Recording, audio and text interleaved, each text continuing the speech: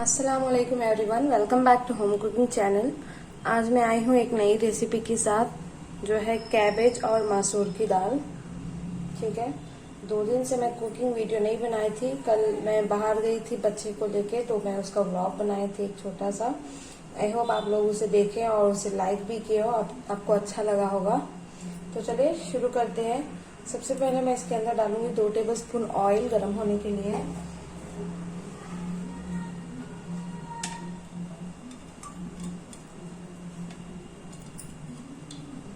तो ऑयल को अच्छे से गर्म होने देते हैं। फिर इसके अंदर हम डालेंगे प्याज।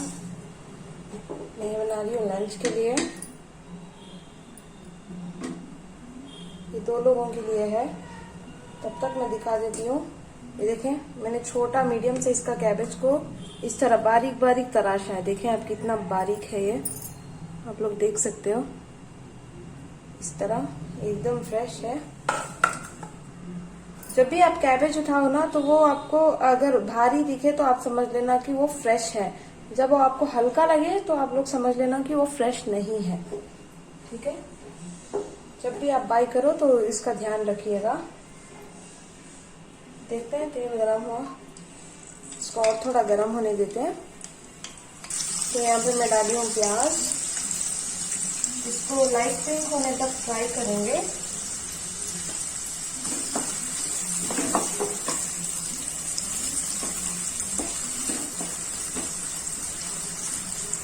बाजू में मेरा राइस पक रहा है और रोटी बनाना है मुझे इसके साथ। लाइक और कमेंट करने की कंजूसी मत करो यार प्लीज। इसमें पैसे थोड़ी ना लगते हैं, बस आप वीडियो जरूर देखते हो, लेकिन एक कमेंट तो बनता है ना, और लाइक भी जरूर कर देना। ठीक है, तो ये प्याज हमारी फ्राई हो रही है, इसको लाइट पिंक होने देते हैं। प्याज लाइट पिंक हो चुकी है। इसके अंदर डाल देंगे 1 टेबलस्पून जिंजर गार्लिक पेस्ट। इसको 1 मिनट के लिए भुनेंगे कच्चापन जाने तक। तो इसकी रॉ स्मेल चली गई है अदरक लहसुन की। इसके अंदर हम ऐड करेंगे 2 टीस्पून धनिया पाउडर और आधा टीस्पून लाल मिर्च पाउडर।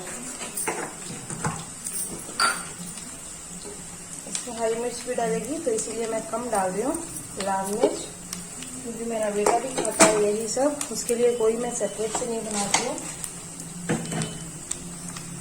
और 1/3 स्पून जाएगी हल्दी।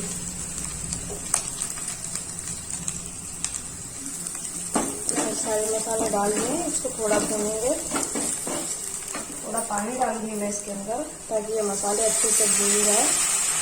थोड़ा डालिए, बस ज्यादा पानी नहीं, क्योंकि कैबेज में पानी कम ही डलता है। उसका अपना ही एक पानी होता है जो उसमें वो सारे मसाले सब्जी सब गल जाती है। और मसूर दाल गलने के लिए पानी की जरूरत नहीं है, वो एक भाप में ही पक जाती है। ये सिर्फ मसाले पकने के लिए। जब तक इसका ऑयल सेपरेट नहीं हो जाता तब तक इसे हम अच्छे से भून लेंगे। आपको अभी कहीं से ऑयल नजर नहीं आ रहा है, लेकिन जब ये भून चुके होंगे तब इसके ऊपर ऑयल आ जाएगा।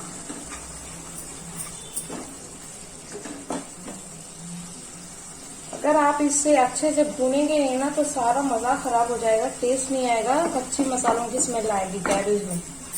अच्छे से भूने मसालों को। खाने को एकदम पेशेंसली बनाना चाहिए, हड़बड़ी में कभी नहीं बनाना चाहिए, वरना खराब हो जाती है चीजें अक्सर। तो एकदम आराम से बनाइए। और जल्दी कैसे बनाते हैं, सारी चीजों को पहले से ही तैयार कर लीजिए, और जब आप चूल्हे के पास रहते हो उसे आराम से अच्छे से भून के पकाइए, जल्दी बन जाती है फटाफट। ठीक है, मसाले भूनने में टाइम नहीं लगता, सिर्फ 2-3 मिनट को अच्छे से भूनते रहिए, बस उसको जलने ना दें। ठीक है, देखिए ये वापस गाढ़ा हो गया। मैं इसमें और थोड़ा पानी डाल के इसको भूनूंगी, ताकि इसकी जो भी कच्ची स्मेल है वो चली जाए। देखिए, मैं ऑयल ज्यादा इस्तेमाल नहीं कर रही हूँ, इसलिए मैं पानी डाल डाल के भून रही हूँ। अगर आप लोग ऑयल ज्यादा इस्तेमाल कर रहे हो तो मसाले वैसे भी अच्छे से भुने जाएंगे। ऑयल को ज्यादा नहीं खाना चाहिए, तो मैं कम ही इस्तेमाल कर रही हूँ। 2 टेबलस्पून भी बहुत ज्यादा है, बट इतना तो चाहिए। इसको वापस से वही कंसिस्टेंसी में लाऊंगी मैं। ठीक है, अब इसका ऑयल सेपरेट होने लगेगा। आप लोग यहाँ पे देख सकते हो इसका ऑयल जो है वो ऊपर आ चुका है। और इसकी कंसिस्टेंसी भी देख लीजिए आप। मैंने पानी कितना ऐड किया था, बस थोड़ा बचा है और ये बिल्कुल भी लगा नहीं है। ये नॉन स्टिक है, आप चाहे नॉन स्टिक लें या फिर सिल्वर का भगोना ले लें, लगना नहीं चाहिए मसाले। इस तरह आप भूनें, ठीक है। अभी अच्छे से भून चुका है। इसके अंदर मैं डाल दूंगी 2 बारीक कटे हुए टमाटर। टमाटर के अंदर भी एक अपना पानी होता है, तो उससे भी मसाले अच्छे से भून जाएंगे।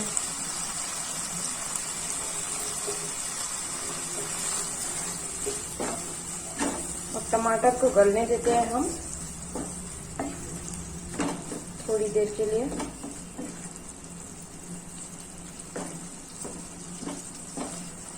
इसी टाइम पे हम डाल देंगे 2 लौंग, ठीक है। लौंग, ये देखिए 2 लौंग डाल रही हूँ मैं।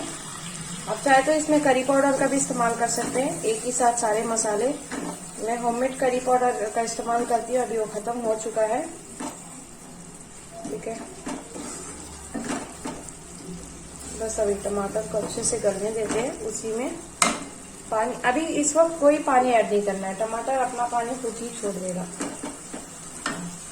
अगर आपको जल्दी गलाने हैं टमाटर तो हल्का सा सॉल्ट इसके ऊपर स्प्रिंकल कर दे, वो जल्दी गल जाएगा। हमने इसके अंदर कोई पानी ऐड नहीं किया था। आप देख सकते हो टमाटर कितना पानी इसका छोड़ा है। आप इसमें टमाटर को पीस के मत डालिएगा, वो टेस्ट अलग हो जाएगा। टमाटर को हमेशा काट कर ही डालिए, ठीक है। कुछ लोग होते हैं कि उन्हें टमाटर ऐसे जब मुंह में मिले खाते जब, वो अच्छा नहीं लगता है, लेकिन आप इस तरह गला लेंगे तो वो मुंह में भी नहीं मिलेगा। लेकिन आप प्लीज इसको पीस के मत बनाएगा अगर आप लोग ये रेसिपी ट्राई कर रहे हो तो। आप लोग देख सकते हो टमाटर हमारे गल चुके हैं। इस टाइम पे मैं डाल रही हूँ कुछ 2 टेबलस्पून के जितना खोपरा, ड्राई कोकोनट, और 2 कटी हुई हरी मिर्च। अब चाहे तो 1 भी डाल लें। और इसके ऊपर मैं डाल दूंगी ये मसूर की दाल। ये मैं कुछ इस ग्लास से 1.5 ग्लास ली हूँ, ठीक है। छटाक है ये। 1.5 ग्लास दाल धो के ली हूँ। पता नहीं इन पटाखों के साउंड से मैं बार बार वीडियो पॉज कर रही हूँ, लेकिन जब मैं पॉज कर रही हूँ तब नहीं फट रहे, लेकिन जब मैं इसको रिज्यूम कर रही हूँ तब फट रहे हैं। पता नहीं क्या दुश्मनी है इनसे, इन्हें मेरी, मुझसे शायद, पता नहीं मुझसे क्या क्या निकलता है। तो इसे 1 मिनट के लिए ऐसे भून लें। हम इसे ढक देंगे 2 मिनट के लिए, और 2 मिनट ढक के पकाने के बाद इसके अंदर ऐड कर देंगे कटी हुई कैबेज। ये देखें मैं सारी डाल रही हूँ इसके अंदर, बारीक बारीक काटे। आप देख सकते हो मैं कितना बारीक काटी हूँ इसको। धीरे धीरे इसको अच्छे से मिक्स कर लें, ठीक है। मिक्स करने के बाद इसके ऊपर सॉल्ट और थोड़ा सा पानी डाल देंगे हम। देखिए मैं इसे मिक्स कर रही हूँ। अगर आपसे मिक्स नहीं हो रहा है, वो नीचे गिर रहा है, बड़ा सा पतीला ले, या फिर आप उसे कैबेज डालने के बाद थोड़ी देर डालते हैं, वो गलने के बाद अंदर बैठता जाएगा कैबेज, फिर आप आराम से उसको मिक्स कर सकते हो, ठीक है। यहाँ पे इतनी गर्मी है, मैं यहाँ पे फैन भी नहीं चला सकती, पूछो मत, हाल बुरा है मेरा।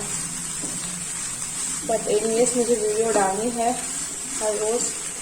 मुझे आप लोगों की सपोर्ट की बहुत ज़्यादा से ज़्यादा ज़रूरत है। प्लीज़ मेरे चैनल को, जो लोग नए हैं, न्यू व्यूअर्स, मेरे चैनल को सब्सक्राइब करें और ज़्यादा से ज़्यादा शेयर करें।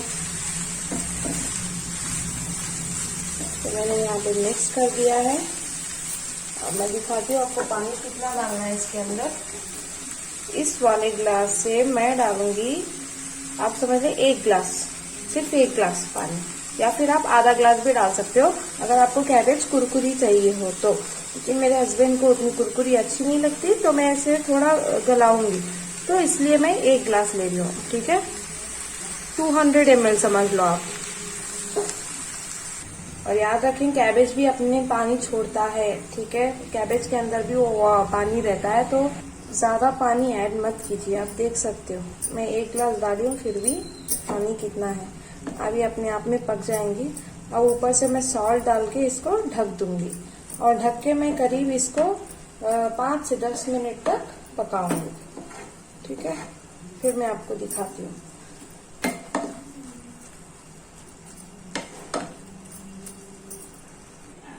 तो मैं एक वाकया भी आप लोगों के साथ शेयर करना चाहती थी जो पूरे हिंदुस्तान में चहल मच रही है इसके बारे में, लेकिन कोई बड़े से न्यूज़ चैनल पे उसकी बातचीत नहीं है। जो भी मैं देख रही हूँ सिर्फ मुझे पता चल रहा है यूट्यूब से, बस यूट्यूब और इंस्टाग्राम से। बाकी कोई बड़े से न्यूज़ चैनल में मैंने कहीं पे भी उस वाहियात मामले के बारे में कुछ भी न्यूज़ नहीं दिखाई जा रही है। जो आप सब जानते होंगे, राबिया सैफ, जिसके मतलब बोल रहे हैं, कहीं पे बोल रहे हैं कि 4 लोगों ने रेप भी किया है और फिर उसको काट के उत्तर प्रदेश में फेंक दिया गया था। मामला कुछ भी सामने नहीं आया है। कसूर क्या था उस लड़की का ये पता नहीं। उन माँ बाप का कसूर था कि वो झाड़ू पोछा लगा के उस बच्ची को उसके सपनों तक पहुंचा रहे थे। किसका कसूर था यहाँ पे? वो तो अपने सपनों तक आगे पहुंच रही थी, लेकिन पहुंचने से पहले ही दरिंदों ने उसको ख़त्म कर दिया। बहुत दर्दनाक है, बोल भी नहीं पाते हैं हम लड़कियां। अब बोलो, वो सिविल डिफेंस में काम कर रही है दिल्ली में, उसी की सेफ्टी नहीं है, उसी का सुरक्षा नहीं है यहाँ पे, और हम आम लड़कियों की क्या सुरक्षा है, क्या सेफ्टी है यहाँ पे? कहीं पे बच्चियां, छोटी छोटी बच्चियां बाहर खेलने जाती है तो उनका बचपन छीना जा रहा है, रेप करके उन्हें फेंक दिए जा रहे हैं, मारते या जा रहे हैं। और कहीं पे पुलिस वालों की सेफ्टी नहीं है, उसके सारे बॉडी पार्ट्स कट कर दिए गए। उसकी मम्मी बता रही थी कि जो भी उसे गुस्ल देने के लिए आ रहा था वो चक्कर आके पड़ रहे थे। आप सोचो कितनी दरिंदगी से उसको काट दिया गया। पता नहीं क्या हुआ है, ऐसा क्या मामला है। उसके बॉडी पे पूरे 50 तक चाकू के निशान थे। ठीक है, तो 1-2 आदमी का काम नहीं हो सकता है। जरूर राबिया कुछ जानती होगी वहां पे। और राबिया उसकी मम्मी को ये तक बता रही थी कि उसके पास कोई लॉकर की चाबी है, लॉकर की, जिसमें बहुत सारे पैसे होते हैं और कहीं पे बांट दिए जाते हैं, सारे डिपार्टमेंट में डिस्ट्रीब्यूट होते हैं थोड़े थोड़े। पता नहीं क्या सच है और क्या झूठ। तो राबिया को कहीं से भी एक सपोर्ट नहीं मिल रहा है, उसकी आवाज कोई नहीं उठा रहा है। कहाँ छुपे हैं सब लोग? निर्भया केस वो सब दिखा रहे थे, लेकिन निर्भया भी हमारी बहन थी। आसिफा, छोटी सी बच्ची जो कश्मीर में हुआ था, वो अभी आप समझ लें हैदराबाद में 6 साल की बच्ची को मार दिए गया है रेप करके। वो भी कहाँ का इंसाफ है? आवाज उठाएं। अभी आवाज उठाने के लिए भी डर लगता है, कहीं हमें कोई कुछ ना कर दे, लेकिन फिर भी हम खामोश नहीं बैठ सकते। मैं यही आप लोगों से बोलना चाहती हूँ कि आप लोग प्लीज राबिया के लिए स्टैंड लें, उसको सपोर्ट करें और उसके न्याय के लिए आवाज उठाएं। बस कोई भी बड़े न्यूज चैनल पर उसका जिक्र नहीं है। उसके मम्मी पापा चाहते हैं कि उसको इंसाफ मिले, बस सिर्फ इंसाफ, और उन दरिंदों को फांसी मिले। फांसी तो कम है, उन्हें बीच सड़क पर लाकर उसी तरह कत्ल करना चाहिए जिस तरह उस बच्ची को कत्ल किया गया था। गर्दन लटक रही थी, उसके प्राइवेट पार्ट्स काट दिए गए थे और पीठ पे, सीने पे सारे चाकू के निशान थे। आप सोच सकते हो कितना दर्दनाक है। और उस माँ जो झाड़ू पोछा करके अपनी बेटी को पढ़ा लिखा के इतना बड़ा की थी, उस पर क्या बीती होगी। और उन्हीं राबिया का कोलीग जो निजामुद्दीन है, वो क्लाइम कर रहा है कि वो शादी हो गई थी राबिया से और वो उसका हस्बैंड है, और पुलिस ये बोल रही है कि उसके हस्बैंड ने उसका कत्ल किया बिना कोई जांच पड़ताल किए। अगर उसका निकाह हो चुका था तो दिखाए ना निकाहनामा या फिर रजिस्टर सर्टिफिकेट। अगर उसने कत्ल किया है तो क्यों कत्ल किया है, किस वजह से, वो भी इस दरिंदगी, मतलब इतनी बुरे तरीके से कौन मारता है। जब अफगानिस्तान में आतंकवाद की वजह से, तालिबान की वजह से जो सब हो रहा था, तो हिंदुस्तान की गवर्नमेंट बता रही थी कि हमारी माँ बहनें वहां पर सुरक्षित नहीं है। तो क्या हिंदुस्तान की माँ बहनें सुरक्षित है यहाँ पे?